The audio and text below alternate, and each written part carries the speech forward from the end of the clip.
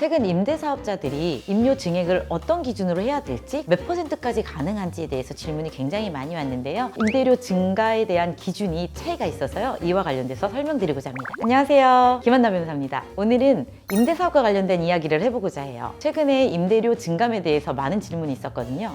그런데 임대료 증감과 관련돼서 민간 임대주택 사업자와 일반 임대차 사이에 임대료 증가에 대한 기준이 차이가 있어서요. 이와 관련돼서 설명드리고자 합니다. 저희 의뢰인의 질문에 대해서 요약해드리면요. 저희 의뢰인은 임대사업자입니다. 민간 건설 임대주택을 10년간 의무 임대 기간으로 임대하고 있었는데요. 그러던 중에 임차인 A가 자신의 개인적 사정으로 임대차 계약을 해지하고 퇴거하였습니다. 그래서 새로운 임차인 B와 계약을 해야 되는데 앞선 임차인 A보다 임대료를 10% 이상 증액하여 계약을 할 수 있는지에 대해서 질문하였던 것입니다. 정답은 노입니다. 임대사업자인 경우에는요, 새로운 임대차 계약을 체결하더라도요, 앞선 임료보다 5% 이상 1년 내에 증액할 수 없기 때문입니다. 여기서 비교하실 것이 있습니다. 일반적인 임대차인 경우에는 주택임대차보호법이 적용되거든요. 그러면 당사자 간에 1년 동안 5%의 차임을 올릴 수 없게 되는 것이에요. A 임차인과 별개의 새로운 임대차 계약을 체결하는 경우 B에게 10% 이상의 임료를 올려도 상관없습니다.